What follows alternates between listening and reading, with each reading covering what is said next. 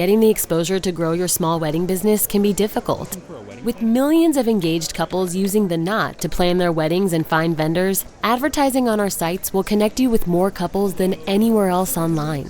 Meet engaged couples where they're already searching for vendors like you, and let us deliver leads to help you grow your business. Visit vendors.theknot.com/podcast to sign up today. Mention code podcast15 during your free onboarding session for 15% off your first month.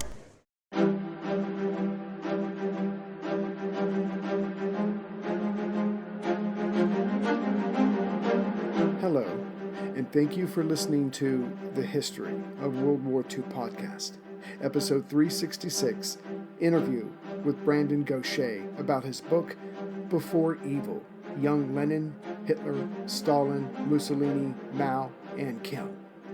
Professor Gauthier, the Director of Global Education at the Dairy School and an adjunct professor of history at Fordham University, comes on to discuss his book, Before Evil.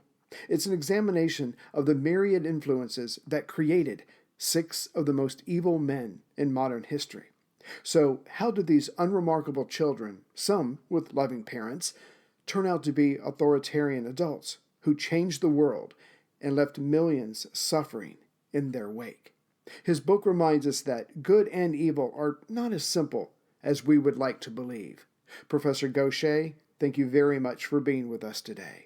It's my pleasure, Ray. Thank you so much for having me. I'm very glad you decided to come on the show because the basic premise of your book should never be forgotten. If anything, we need a reminder of it every few years. So again, I'm glad you've come out with this book at this time. So if you could, please give us the main idea driving your book. But I have to say that it reminded me of something. I know this is going to sound cheesy, but it reminded me of something I read a long time ago. It's not like people that we, society at large, have labeled bad guys. It's not like they get up every morning, twirl their evil mustache in the mirror and go, what bad things can I do today? Everybody in history and everybody in your book, as far as they're concerned, they are the heroes in their own stories. Yeah, absolutely. And that's really disturbing. Yeah. That's difficult for us to wrap our minds around because as individuals who try to be decent and loving and kind, as we must day to day, to respect the dignity of all human beings, it's really difficult to make sense of those who behaved with such inhumanity. We're talking about some of the worst people who ever lived, who caused suffering, misery, and loss.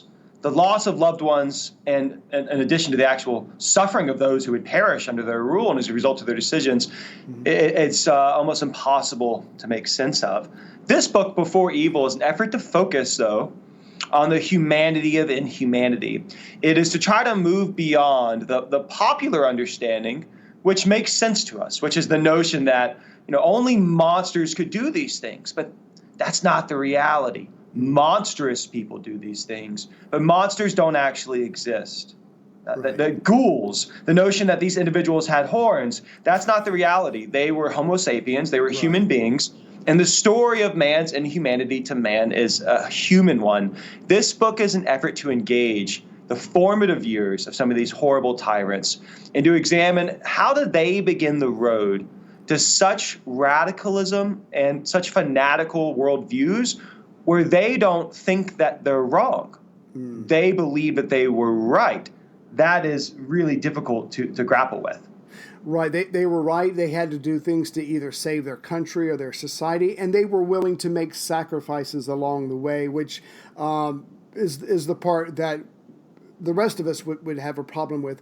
Absolutely. And you go into great lengths to show that each person in your story, and this is what makes them so human. It's not like everything in their life was bad. They had at least one parent that loved them, that looked after them, hell, that sacrificed for them. And that normally came in the form of getting an education, because education's the magic bullet. That's how you get out of poverty. But here, after being, so these young men, they get an education and they are exposed to the larger world, mostly through books. But it seems like there's almost an immediate, and you can correct me if I'm wrong, but there almost just seems to be an intense Messiah complex reaction to this. The world is a mess. I can help clean it up, or I should help clean it up, and I'm going to. However, just like you said a second ago, It's some of their methods that we have a problem with. But at the very base, they were, in a lot of ways, trying to make the world a better place.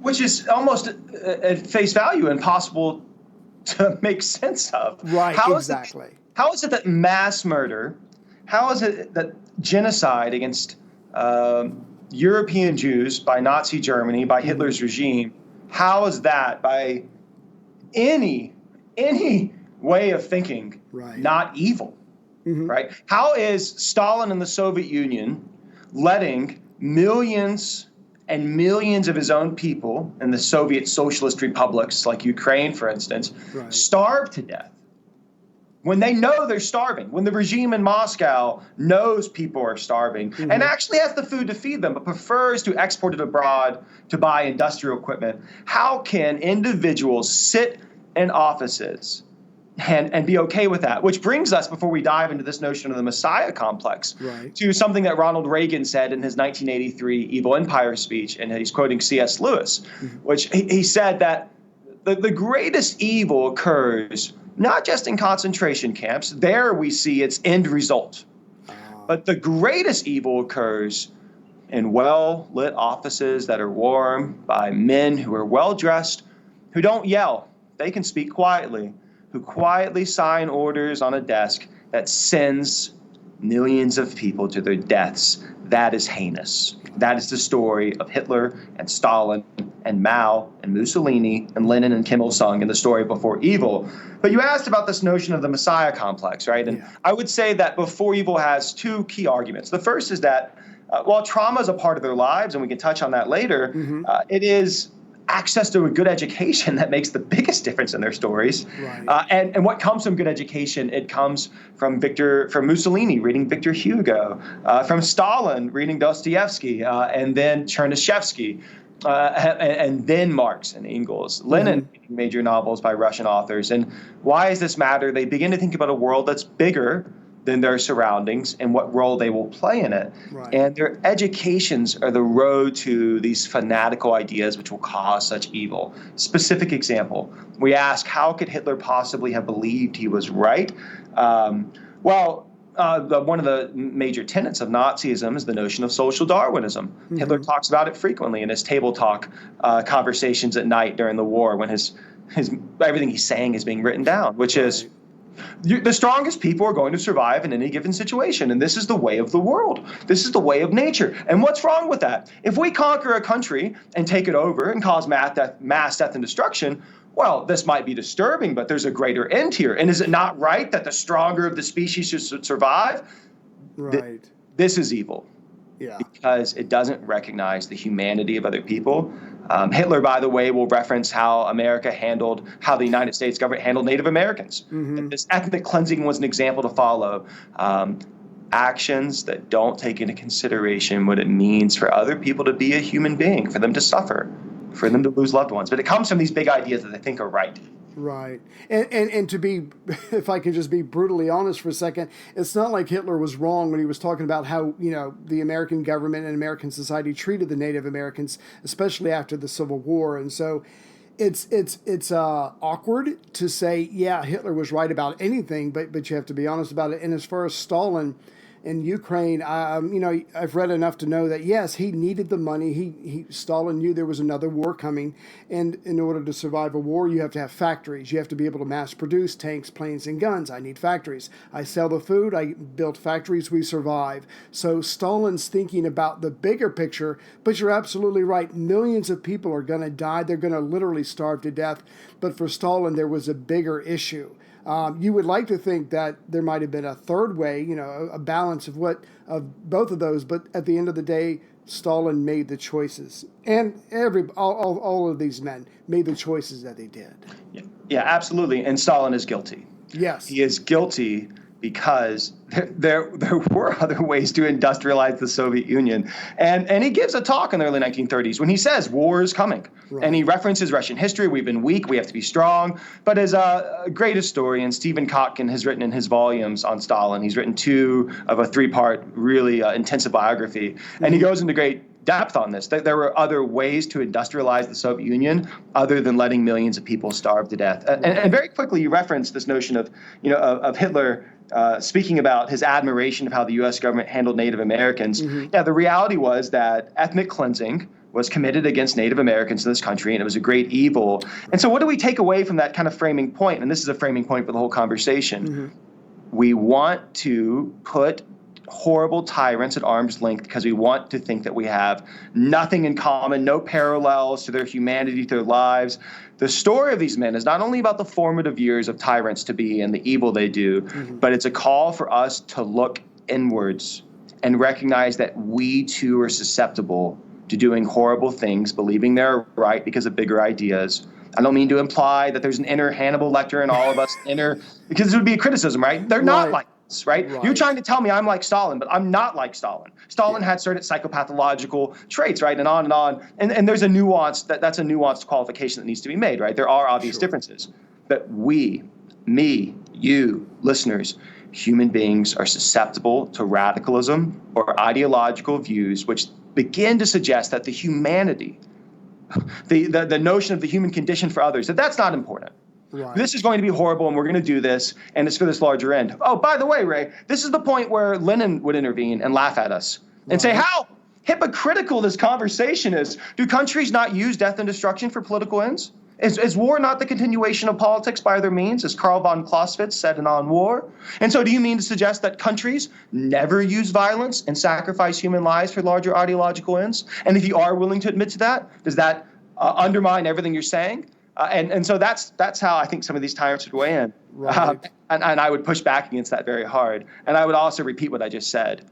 We need to look inwards at what we do, whether it be us as individuals, our government, other governments, what we do, and how can our actions be rooted in the need to diminish suffering for others as much as possible.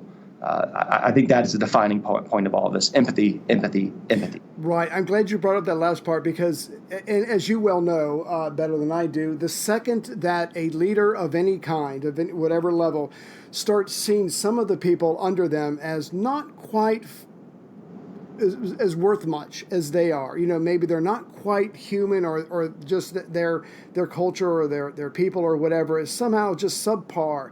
That's when you get into problems, because if you don't see someone as your equal, then suddenly you free yourself up to treat them almost any way you want.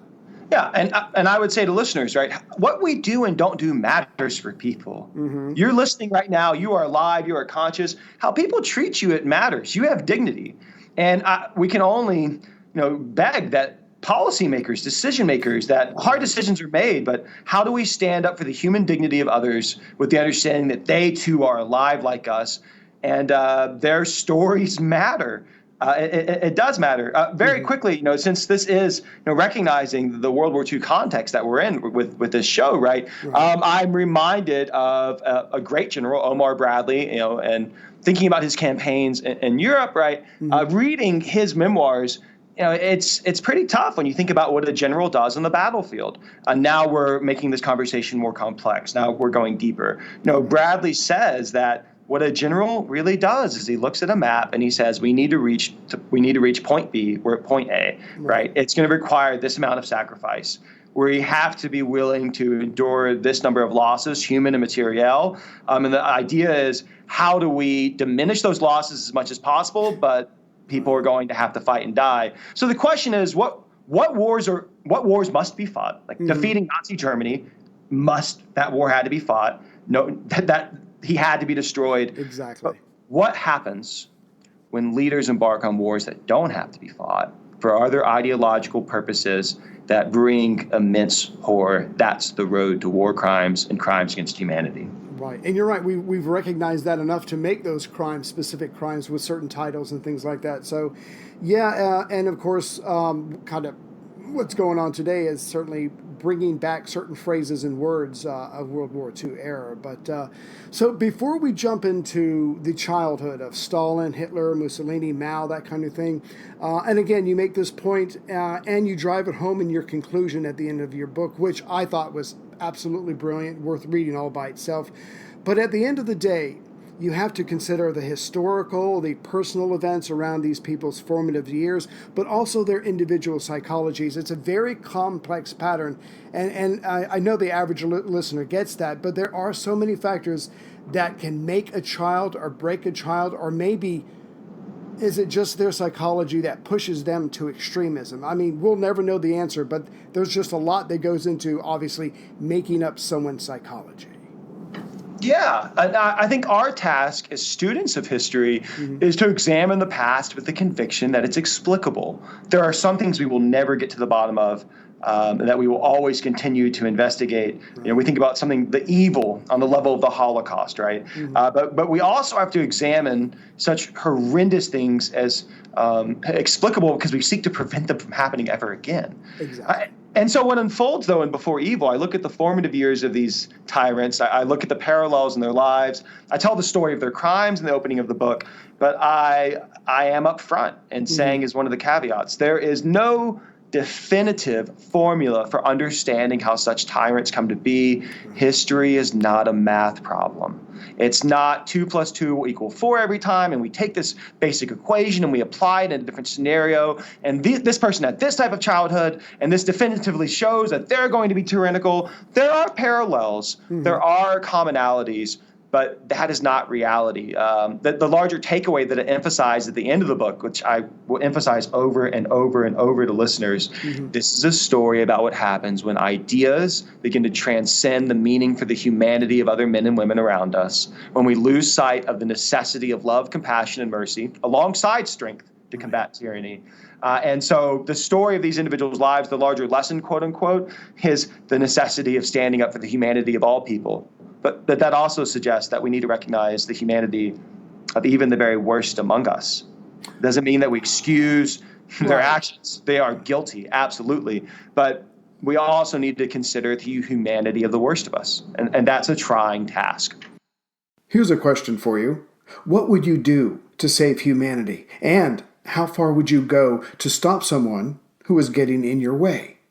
The ancient rivalry of assassins and Templars cuts to the heart of good versus evil, but it wasn't always clear who was good and who was evil. Plug in to explore the amazing world of medieval feuds. Echoes of History, Assassins versus Templars is a special collaboration between History Hit and Ubisoft, the masterminds behind the Assassin's Creed games.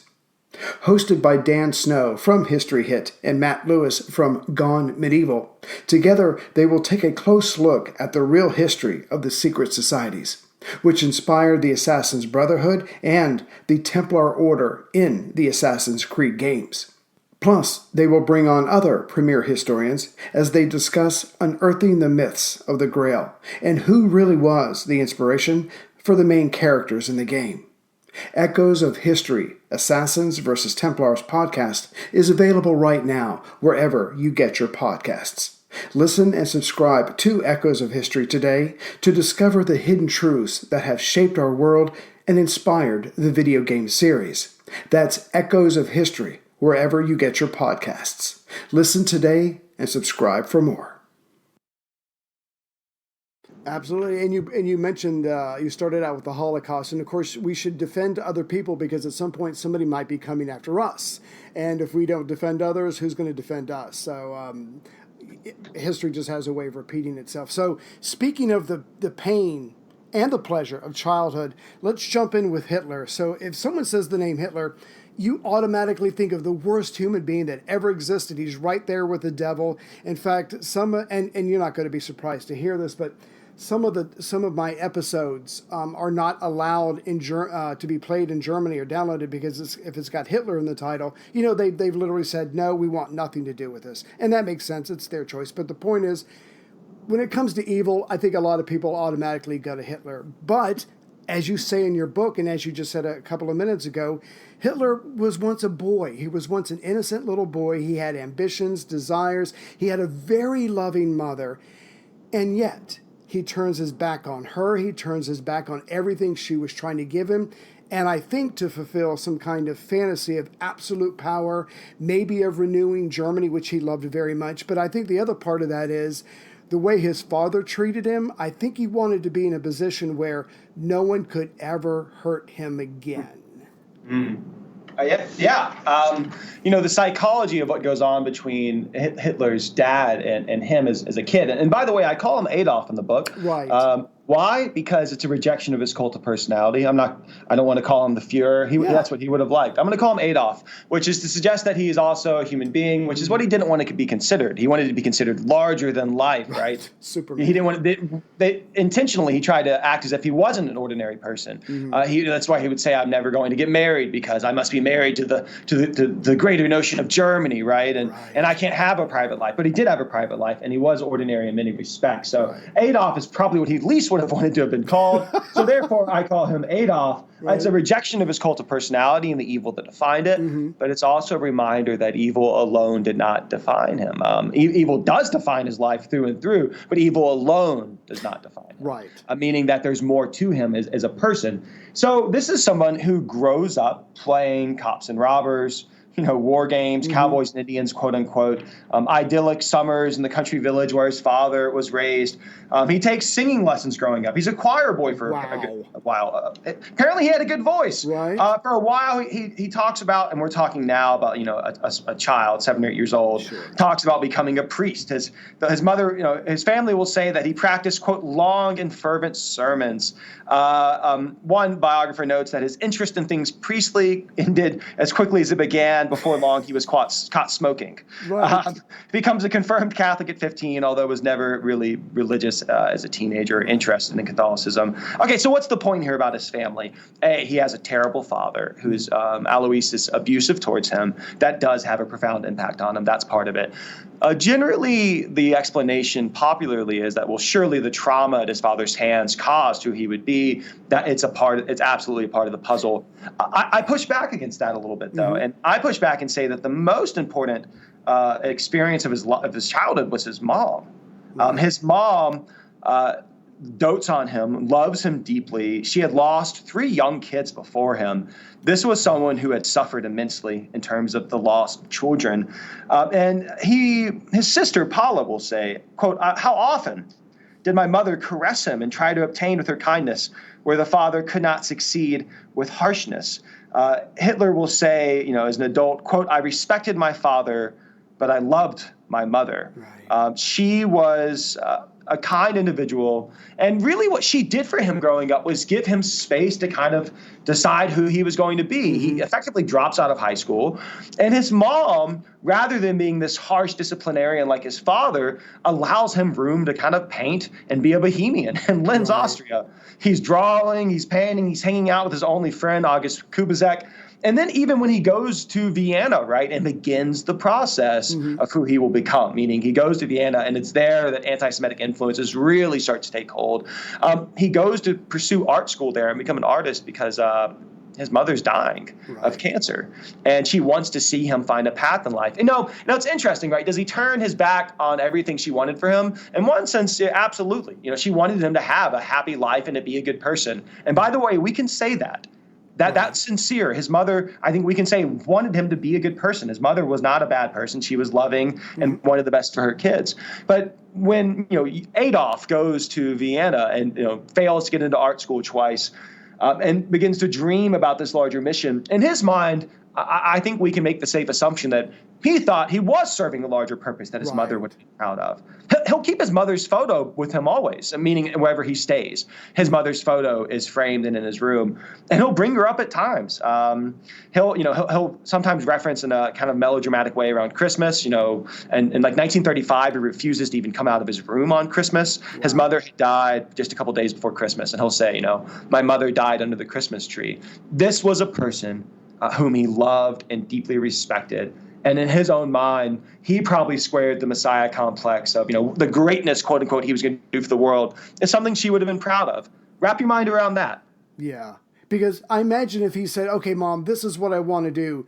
After about 5 minutes, she would have went, no, that's the exact opposite.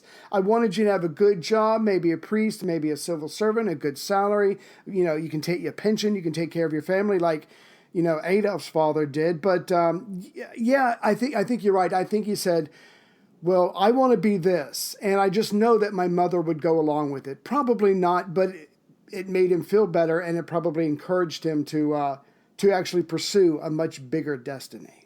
Yeah, and you know, we're making assumptions, right? Right. The inner workings of Adolf Hitler's mind, the depths of the depravity, right, and the twisted logic is a Byzantine maze, which we'll never fully work our way through. We can't, right? But what we do know is his mother's relationship with him is very, very important in his life. Right. When she dies of breast cancer, it absolutely crushes him. His mourning, his pain is real. And by the way, now might be an appropriate moment for a caveat, because a listener might weigh in and say, who cares? Right. I'm glad he suffered, kind of thing. Yeah. Who cares that Adolf Hitler loved his mother? Right? Before the specter of the Holocaust. The reason why we talk about the story of Hitler's formative years is because we care so deeply about the suffering he will cause for so many men and women. And we're trying to understand the explicability and explanation for how someone like that comes to be.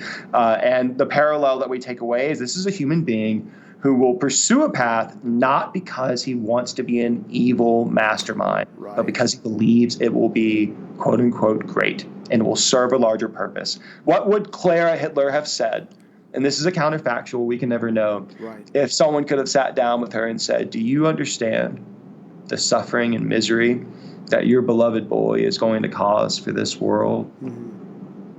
Wow. Yeah, that would be, I would like to be there for that one. And if I could add on to what you just said, a lot of these men, you know, they want to improve things, and you really stress it with Mao, but it's true with all of them. Yeah, I'll do what's right, and I'll help my country or government or whatever become stronger and better and greater, whatever. But at the same time, I want to make sure that I'm along for the ride as well. I don't want Germany to be great unless it's great with me at the helm. Those things go hand in hand, don't they? Because, you know, this is where someone might weigh in and say, oh, come on. These are power-hungry tyrants who pursue power for power's sake and then kill everyone who gets in the way. And I think we have to frame that more carefully, which is that, one, it is a matter of course when we look at the story of these dictators that power is the essential means through which they can pursue these ideological ends. That the notion of Stalin, the man of steel, quote unquote, being at the center of all of this, well, in his mind, this is a matter of course. How else could it happen? Yeah. He will say in the last years of his life to people like Khrushchev, you're all blind kittens. You're all going to be crushed by the capitalists without me. So there's this opportunism, this cynical opportunism, which goes hand in hand with ideological radicalism. Example, why is it that if Mao Zedong, you know, wants power, which he does, he is power hungry, but if it's only about power and it's not about ideology, meaning the beliefs he has about the world, why is it he does such irrational things that undermine his power? Why would he implement the Great Leap Forward? 45 million people starved to death, and this destabilizes his role as a leader. And actually, by 63, 64, he's still in control, but he is challenged that he is receiving pushback from Liu Shaoqi, Deng Xiaoping, and so on. And even this, if we look at World War II, how is it that when Germany is facing an existential threat, meaning that the Soviet Union is invading and causing extraordinary suffering and a total war to the death, that the Nazis are still prioritizing the mass murder of European Jews? Yes. The ideology, the ideas, which we can see now are evil and irrational, meaning irrational in the sense that what Mao does in China hurts his own position. What Hitler is doing in the Holocaust hurts Germany, alongside the number one point, which is the murder of innocent European Jews. But that's the power of ideas, and it goes hand in hand with power-hungry cynicism. Yeah, you're absolutely right. Power is the vehicle, but they have their own destinations based on, you know, Hitler for the Jews, and Mussolini wanted to be great. And so, yeah, power is an end unto itself, I guess, or a means, excuse me.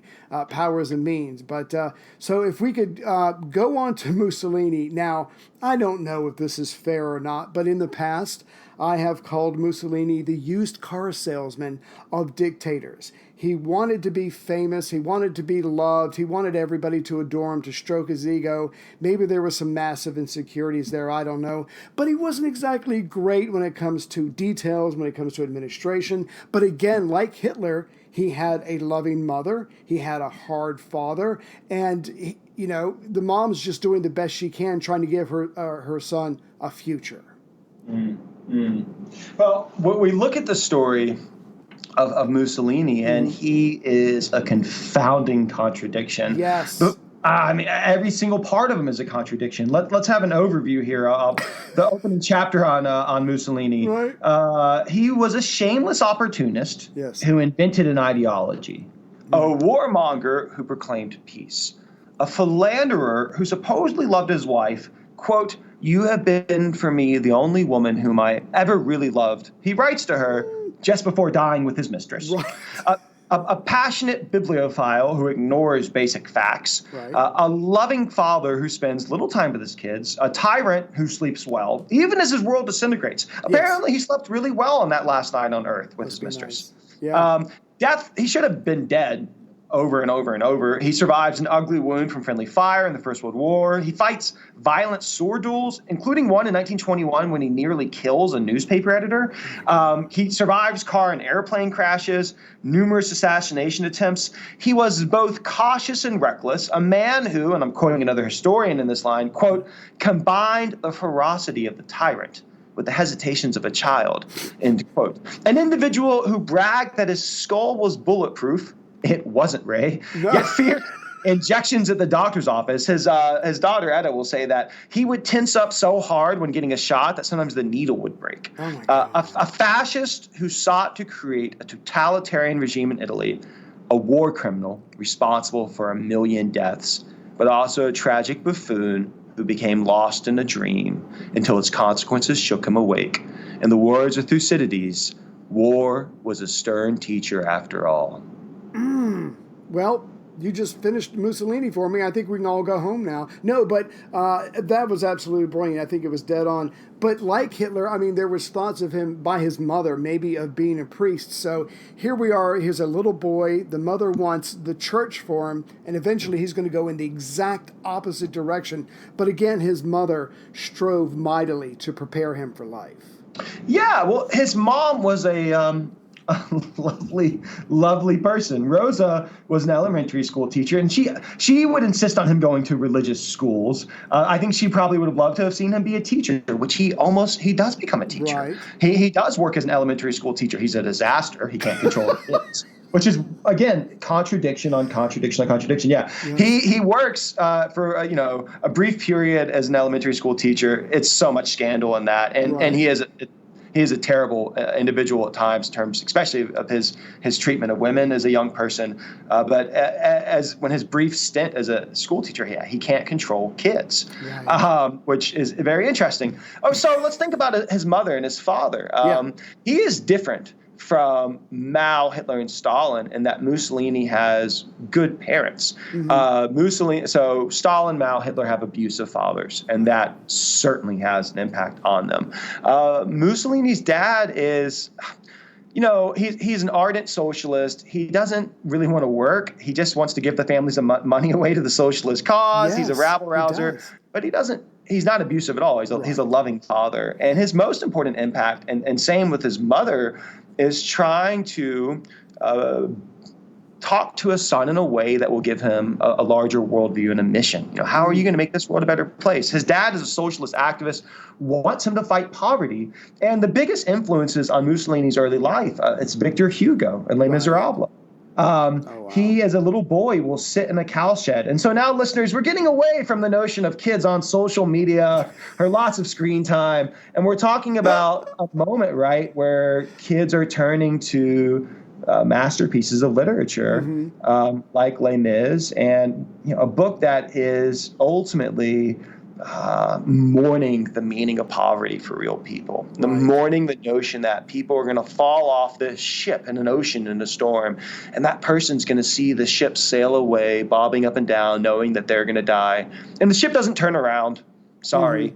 Either the Right. people don't care, they don't notice. So Mussolini hears these types of stories in Les Mis, that type of analogy, and he has a father who's urging him, and a mother. What will you do to make this world a better place? Yes. The story of his tyranny, the story of his war crimes, the misery he will bring to Italy, Ethiopia, and Libya, begin not with someone wanting to cause great harm, but someone with visions of greatness, that he will fight poverty. In some ways, it begins with Victor Hugo.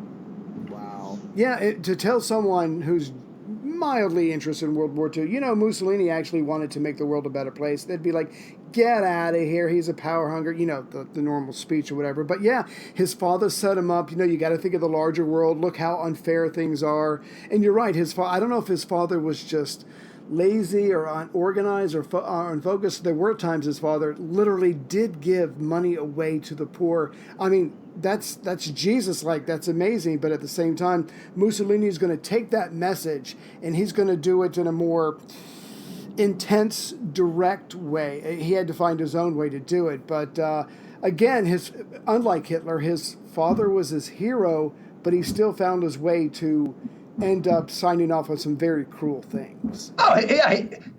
He becomes a fascist, right? I mean, Right. he comes up with this notion. He invents fascism as an ideology, and this is an individual who will cause such immense suffering. But so, what is the point here, right? If we're talking about the influence of Victor Hugo, well, here's a crucial point, right? It is the notion of we try to believe and we want to believe that we have nothing in common with these individuals. It is a reminder that even the best of influences, like Victor Hugo's Les Mis about our need to fight poverty, that we can become susceptible to visions of greatness. How are we going to make the world a better place? Or we start to believe our own myths and we start to do terrible things. A word on fascism. You have Mussolini creating an ideology which ultimately can justify anything he ever wants to do. It's elastic. Yeah, right. He will say, and wrap your mind around this, says in October 1919, the fascist movement was not a party, but rather an anti-party. It wasn't Republican, socialist, democratic, conservative, or nationalist. It was something new, a combination of all of the above. Quote, fascism rejects all parties, yet completes them, meaning nothing and everything. Converts can make of it what they want. And then when he takes power, this is an individual who will want to be completely in control. And what's the point here? The intersection of delusion of greatness, the tyrant who's power hungry, with the notion that they can solve everything. Here's a few points from fascist Italy. And up front, I will say, when we're talking about fascist Italy, what's the most important thing we should say? How about Mussolini's complicity in the Holocaust and the murder of thousands of Italian Jews? How about war crimes committed in Ethiopia that lead to immense death? How about Italian colonialism in Libya? I say that up front, all right? But here's some other elements of fascist rule. Mussolini, or as I call him, Benito, will ban shaking hands because the fascist salute is more hygienic. He'll eliminate jazz from the radio. His youngest son, Romano, by the way, later becomes an acclaimed jazz musician. Which is weird, and writes a really loving memoir of his dad. That's totally it's an apologist work. He outlaws shorts for women. He puts a tax on, quote, unjustified celibacy, criminalizes the distribution of contraceptives, outlaws, quote, obscene publications and swearing in public, demands, unsuccessfully, that children only play with Italian-made toys. One fascist writer writes in 1937, quote, toys must be at the service of the state. On the bigger issues, Mussolini is a fascist dictator. He's what Hemingway summed up really well. He was the biggest bluff in Europe. But pretty much. Benito wastes no time in banning Hemingway from ever living in Italy. Hemingway one time found him in the 1920s reading I think it was a French-English dictionary upside down. Oh, so, God. what are we doing here? What are we talking about? We're talking about the humanity of a war criminal. And why? Because we care so deeply about the suffering they will cause, we need to engage the human stories of who they were. Well, if I could go back to the basic premise of your book, that there's many factors that go into making up someone like this. If I was raised my entire life with my parents saying, how are you going to make the world a better place, or whatever, they keep saying it over and over, and I get to my 20s, hopefully I don't say, oh, well, my answer to that question is, I've just started the fascist party. Hopefully I could come up with something better than that. But for Mussolini, it was twofold. It was an idea to make Italy great, but at the same time, he would be on top and he would enjoy the power and the fame. Yeah, I mean, the hallmark of fascism, a return to national greatness, the notion of that he will be the strong man, a rejection of democracy. But what we see in that is a crucial takeaway. We don't come away with an essential formula for how dictators definitively come to be. Like, is a parent listening to this going to be like, what? So you're telling me I shouldn't let my 14-year-old read Victor Hugo? What are you talking about? The takeaway is we all want to be good people, right? And we want to treat people with decency, and we want to contribute to a better world around us. When we come up with ideas and we begin to believe in convictions, and this isn't about any one political group, this is about me, you, all of us, and any set of political convictions. If we begin to believe that those convictions are more important than the humanity of other people, and we lose sight of the need to stand up for the dignity of all human beings and empathize with them, that's the road. Mm-hmm. Absolutely. That's how it begins. Absolutely. No, I'm glad you said that. Now, just for comparison's sake, because I'm conflicted by Mussolini, who isn't, but I love him because of those conflictions. But on one hand, here's a guy who's got good parents. His mom's pushing for him. His dad's kind of his hero. His dad's a wild card, but his dad's a hero. And almost on the other end, in certain ways, you got someone like Stalin. Stalin has a loving mother. He has a cruel father. But again, and this is going to sound like I'm repeating myself, he does get an education. His mother fought very hard for his education.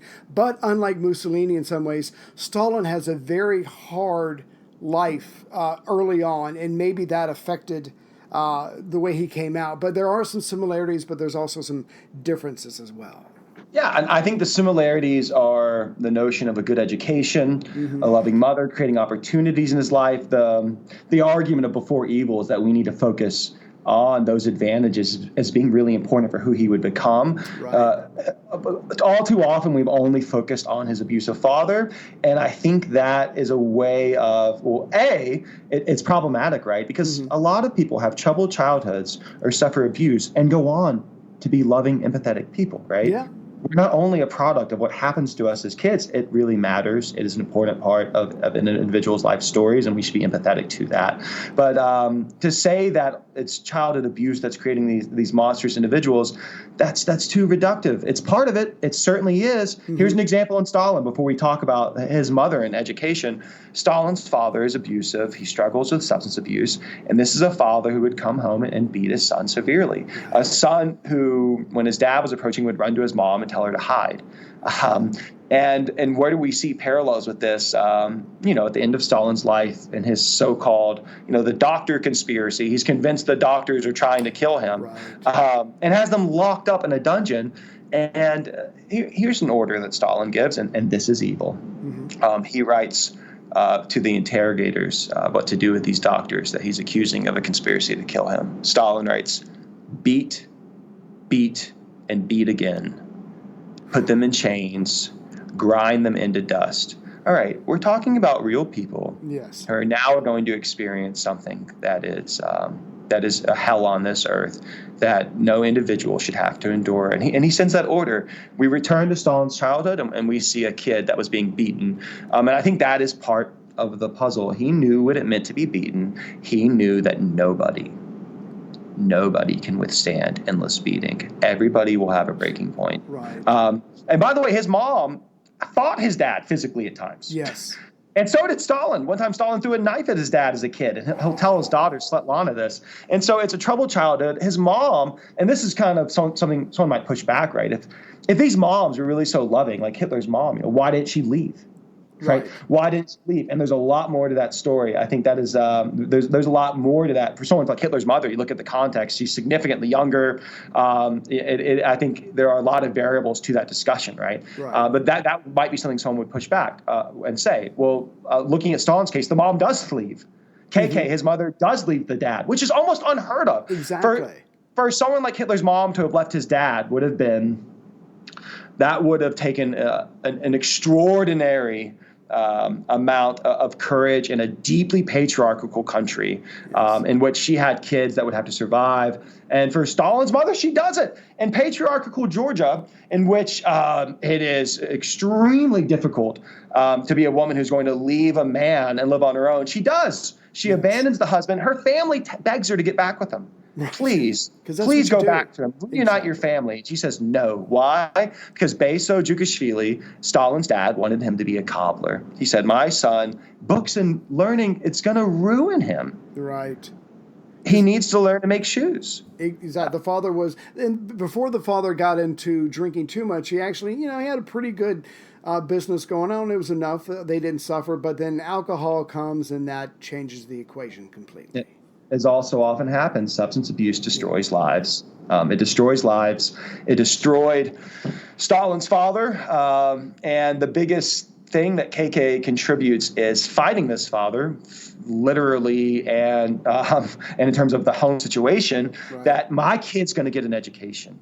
Right. And she insists on him getting into school. He does. And she finds a benefactor for the family. And her vision is, my boy's going to go on to be a priest, maybe even a bishop someday. And it's through her backbreaking work that she gets this kid into school, gets him a mentor, gets him a benefactor who helps pay for tuition. And he ultimately gets into the seminary. And Tbilisi, which is now we're approaching something of the equivalent of a college education. And again, she's doing all of this against her husband's wishes in an extremely patriarchal country. And how much it must have stung when her kid, this beloved son, begins to become radicalized in the seminary, begins to argue with the priest, declares himself an atheist, which is problematic when you're studying to become a priest. And starts to read, and here's the engine of tyranny. Ideas are, the road, hopefully, to a better world. But the power of ideas is it cuts both ways. He becomes enamored of radical ideas. He becomes a radical Marxist, and he begins to believe, what should we not do for this larger world? And he's about to get expelled. His mother will write, it's like a 30-page memoirs on young Stalin, and it's left really in an archive in former Soviet Socialist Republic of Georgia. And these memoirs, which were collected in the 1930s, will essentially say that she heard he was getting in trouble at the seminary, and she rushed to him. And she said, So-So, which is what I call Stalin in the book. I don't call him Man of Steel. So-So is his childhood nickname. So-So, what are you doing? You're going to end up in prison. And he, according to his mom, wipes away her tears and says, Mom, don't worry. I'm not going to get in trouble. I'm not a revolutionary. And she begs him, let somebody else struggle against Nicholas, meaning Tsar Nicholas II. Let someone else who has brothers and sisters do this. You're my only son. And he tells her, don't worry, I'm not going to get in trouble. And she'll say that was his first lie. And later on, when Stalin rises to power, she'll go to him. She won't go to him. He'll return to her. She refuses to ever live in Moscow or St. Petersburg. Right. She lives, surrounded by fawning members of the regime, right? But she lives like on a cot in one room and is a really humble, down-to-earth person. Right. And whenever they last meet in the mid-1930s before she dies, she'll say to him, who are you now? What is it you do? And he'll say, Mom, you remember the Tsar? I'm like the Tsar. And she'll say, it would have been better if he'd become a priest. And he'll enjoy that response. He thinks it's funny. He'll tell his daughter that. And he thought it was amazing that she, for all he'd accomplished, rising from poverty, becoming the leader of this revolution in the Soviet Union, that she'll be unimpressed.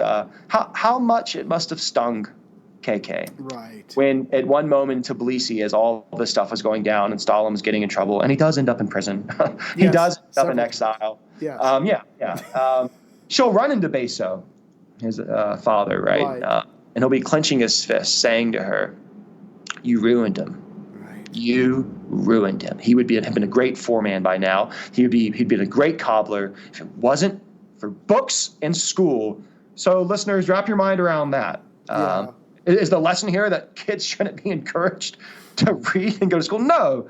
But there is something about the power of ideas that can lead us to see the world in a certain light, and they can radicalize us. And I feel for how KK must have felt at that moment, all she did for that kid. Yeah, I mean, just the, and of course you can't see it at the time. You have to use hindsight, but the path that people are on, you know, take Stalin for example. You wish you can go back. Oh, maybe if he hadn't been radicalized, if he hadn't been kicked out of the seminary school. I mean, who knows? You can't start unpulling the thread of the tapestry of someone's life. That's just the way things turned out. But there are obviously things to look for, like you say in your book. So we're going to leave Stalin right there for now. The next person is Mao. And borrowing from your book, I absolutely love, and I will never forget the phrase, brilliant bandit. That's the way I'll think of Mao from now on. But he had a pretty good young life. His father worked hard. His father made something of himself. They weren't struggling. And so life, at least early on for Mao, was pretty good. Yeah, and again, this goes against what our inclinations about where we want to think tyranny comes from. Right. You know, we want to think that these were kids who all had terrible childhoods. And the abusive father, that is part of this. I don't reject that at all. Right. I don't dismiss the pain of that for young Mao or Stalin or Hitler, but that doesn't hold out across the board for all these six tyrants. Mm-hmm. And more than that, we think, well, surely it was, you know, they all suffered grinding poverty. Stalin grew up in poverty, but his mother ensured he had opportunities which helped him rise above it. Mao Zedong came from a family of quote unquote rich peasants, as he would say it. In other words, listeners, his dad was a successful capitalist. There you go. His dad ran a successful farm. He did things like he realized, well, if we're going to sell rice, it would be better to take it, have it traded in the cities, right? Because you're going to get more money for it. And more than that, why don't I go to other farms that are selling rice and I'll buy their rice at the market price in the country where there's lots of rice, but then I'll take it to the cities and I'll mark it up. And his dad's very successful at that. And so Mao Zedong has a father who is abusive towards him. He is stern, and he'll say this later in life, you know. And he'll go from talking with the Japanese prime minister at the height of his power in old age, you know, talking about the strength of a cocktail to kind of sighing and looking at the distance and saying, my father was a stern man. Oh. Which is okay. Yeah. But that's because the story of his dad and his life mattered. Here's the most important defining part of the story of his dad. You know, one of the most important defining parts. His dad paid for him to go to school. His dad insisted that he would get a good education because it could help on the farm. It could help on the legal system. And this is a kid who grew up falling in love with books. He would hide late at night, covering his room with a sheet so his dad couldn't see him reading with an oil lamp. And his dad would get really mad because all he wanted to do was read around the farm. And the dad was like, no, you need to do farm labor with me. And he uses these teachings against his dad growing up. He learns Confucian teachings, and he'll use them to criticize his father.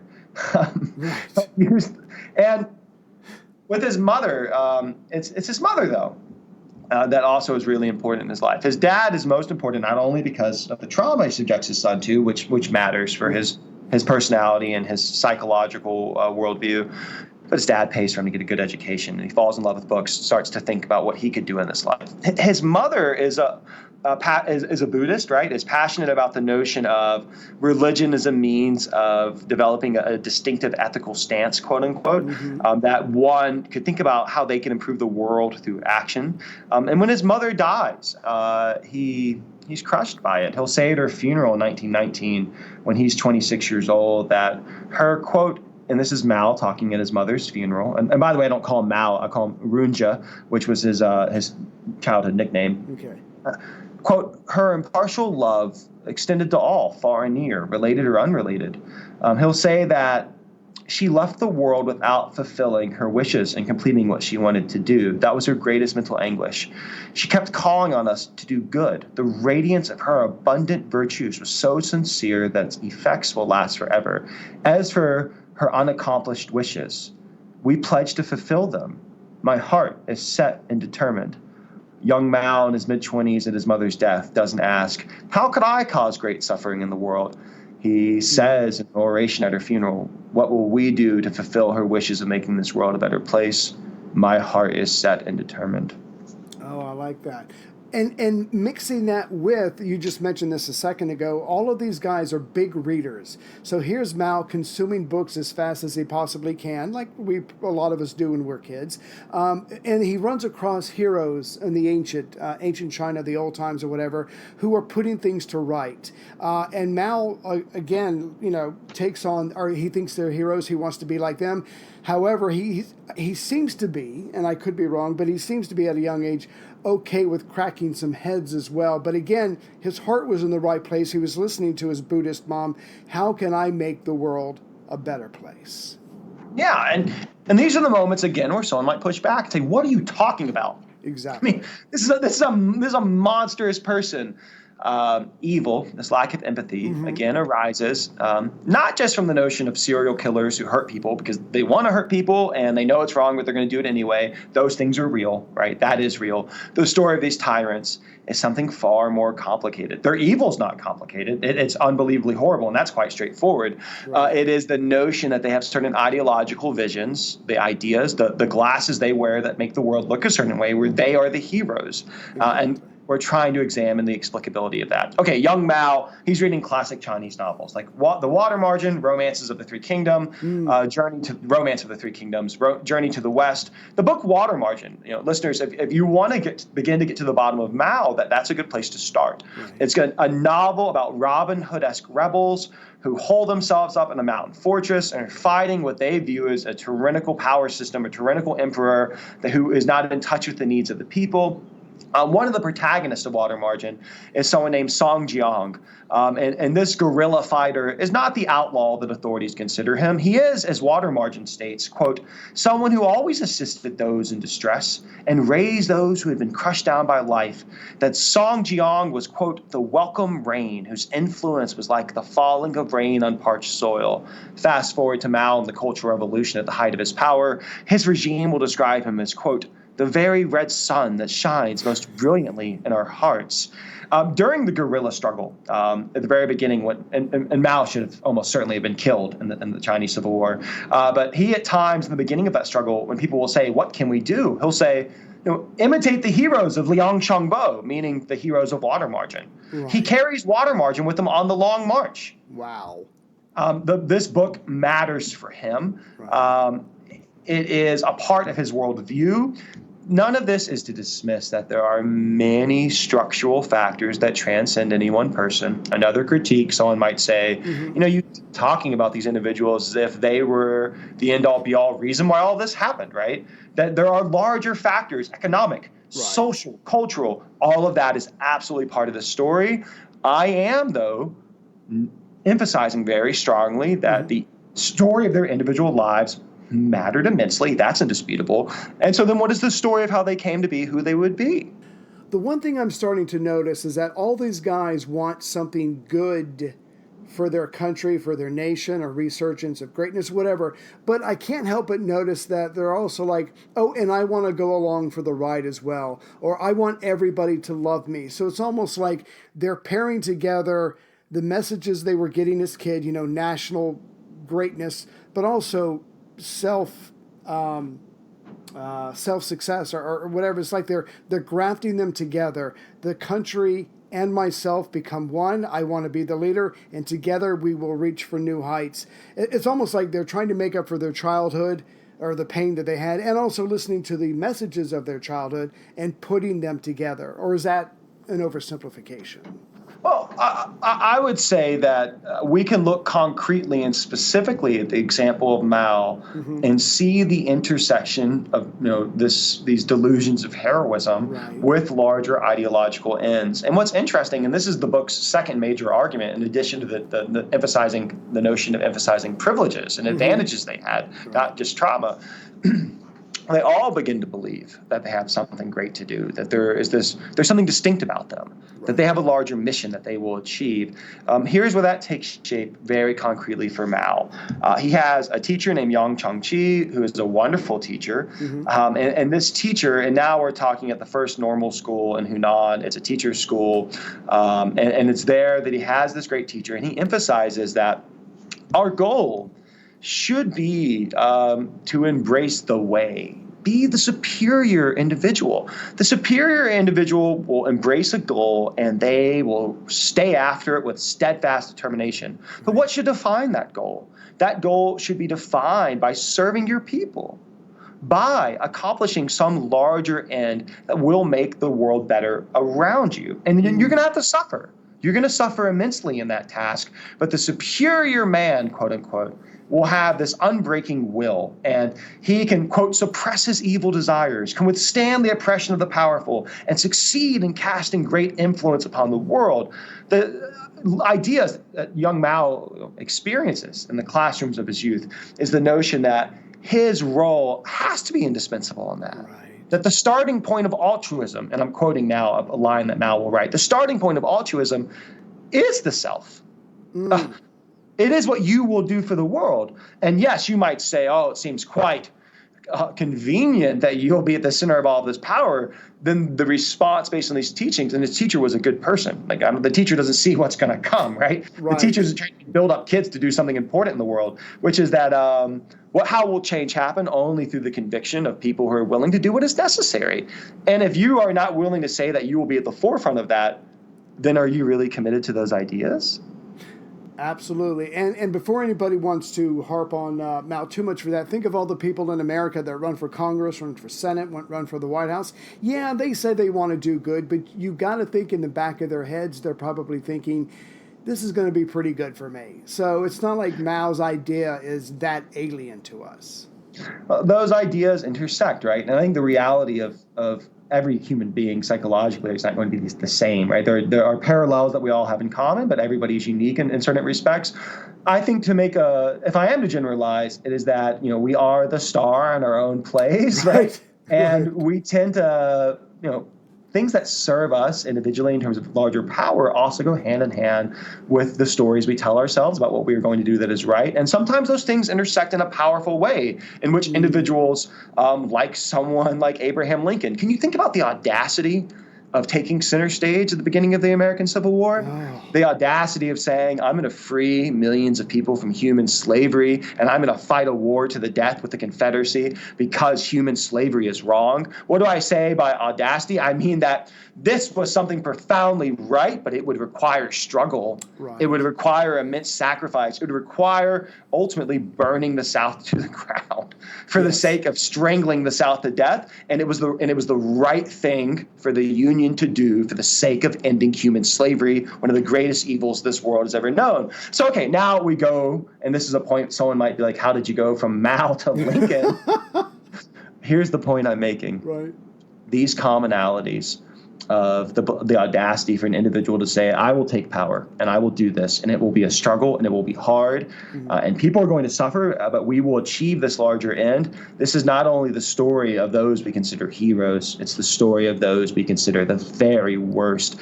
And the question for me, for you, for listeners, is as we seek to undertake those tasks, right? If you have the audacity to stand up and struggle for what is right, at what point can you become the villain without realizing it? You cross the line, you don't even know. Yeah, I mean George Kennan, George Kennan, the author of The Long Telegram at the beginning of the war, will write in that document, and I paraphrase, that the greatest danger we face in seeking to combat the Soviet Union is that in the process we become more like it. Right. So the question is, as we seek to do what is right, what happens when the need to privilege the humanity of all people falls by the wayside? Which then raises some uncomfortable questions for this book, which is, if we are going to stand for the humanity of all people or recognize the humanity of all people, do we also have the obligation to consider the humanity of the heinous? It doesn't diminish their guilt. It doesn't excuse anything they did. But now we're starting to tell the story of human beings. And as the name of the introduction's title is, This is About Us. Oh, well said. I like that. I'm just going to add on the very last thing you wrote in your book, because, again, first of all, it's important to remember that, like you said, these people don't see themselves as evil. They see themselves as the hero in their own narrative. They're trying to do good. It's just their methods that we have a problem with. But at the same time, we need to remember that these people are human as well, and there is a path to how they got where they're at. But the other part of your message is this. You write, Courageous opposition is needed to confront tyranny over the ages, but so too is love and mercy. The onus is on us. So again, we need to recognize humans for what they are and not completely write them off as they have so many other people. Yeah, I don't think that's the height of complicity. I think it's the antithesis of their tyranny. Right. And the book, the first third, opens up with a description of their crimes, because there can be that has to be front and center over and over and over. Yes. So Mao Zedong in the Great Leap Forward, 45 million people starved to death. Right. We are talking about misery and suffering. Yeah. That we can't begin to imagine what that was like for a great people, for the Chinese people, right? A people who had survived a century of humiliation. And then we talk about the Cultural Revolution, where, oh my goodness, I mean, the scale of misery and the level of terror in the streets as Red Guards attack teachers physically and murder heads of school and so on. But as we learn those stories, we all too often tend to think, well, that's how could that group of people do those things? And this is alien to us. We could never do those things. Those things could never happen. Right. In this country, yes, they could. Yeah. Yes, they could. Yeah, this is a human. Anywhere. Yeah. This is a human issue. And over they have. Yes. This is one thing that people will write in the aftermath of the Holocaust. The so-called most civilized country in the world, right? We're talking about, think about the notion of German culture and philosophy and art. They, meaning the Nazi Party, a German regime, carried out one of the greatest acts of evil in human history. So another message of the book is be very careful about seeking to view this as, there's this other that does this, and this could never happen here. That is not the story of crimes against humanity. Right. And if you say things like it can never happen here, you're automatically lowering your guard. So don't do that. And that doesn't mean that we should engage in hyperbole, right? That doesn't mean that we should right. I think that we have to look at things in a nuanced and careful manner, but what should always be at the forefront, what we should be utterly steadfast about is, we're going to seek to struggle against tyranny, right? We have the obligation to stand up against tyranny, but as you do so, keep in mind the most important element of fighting against tyranny is being loving. Exactly. It's the exact opposite. Exactly. And when we begin to hurt other people, believing we're fighting tyranny, and as we do that, we lose sight of the misery and the pain that we're causing. Well, now you're becoming the villain. Exactly. Just like you read in that letter a second ago, the more you fight something, the more you become like it, and then suddenly you can't tell the difference between yourself and them, and that's the problem. Oh, and this is a good example of this is Kim Il-sung, the founder of North Korea. Right. This is someone who grows up in a country ravaged by Japanese colonialism, which we should mourn. Right. The Korean people suffer immensely. That is real. He becomes an insurgent fighter in Manchuria, and Kim Il-sung, as a young person, had every reason to believe he was going to get killed. Right, absolutely. You're fighting the Japanese army in Manchuria and their allies. You're not going to last long, and it's going to be bad. Yeah. It's going to be painful. And so he showed great courage as an insurgent. But as the insurgency went on in Manchuria, they became more desperate, and they couldn't understand that some villages wouldn't support them. And now the road to tyranny begins. As his insurgent group, they begin to kidnap. They began to kidnap villagers that wouldn't help them. They began to ransom villagers and essentially tell villages, if you love your goods more than your men, well, we'll return them to you. We'll return their heads to you. Wow.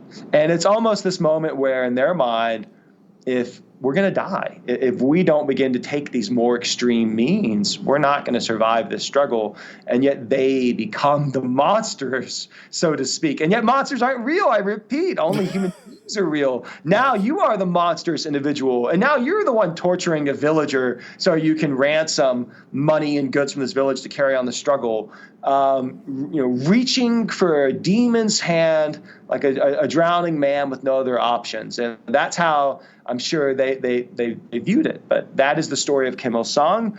And when he becomes the dictator of North Korea, he'll say in rare moments of humility, I never dreamed I would become the leader. And then we begin to believe our own truths. It had to be done. Right. It could only have been that way.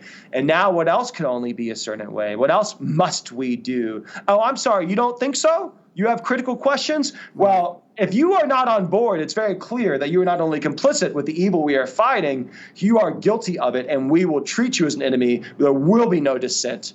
So the antidote, what I mean by love and mercy, we listen, yes. we take seriously the human suffering of others, and with that must come a degree of humility that goes alongside strength.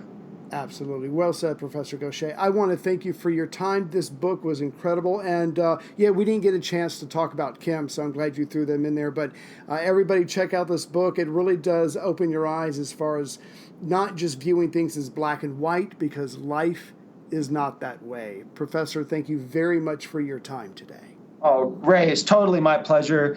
Listeners, you can go to beforeevil.com and learn more about the book. It's available on Amazon and other platforms. And I really appreciate the opportunity to discuss it with you. No, absolutely. And I apologize because I know you got to go soon, but it's Before Evil, Young Lenin, Hitler, Stalin, Mussolini, Mao, and Kim. Again, thank you, Professor. Thank you so much. I appreciate it.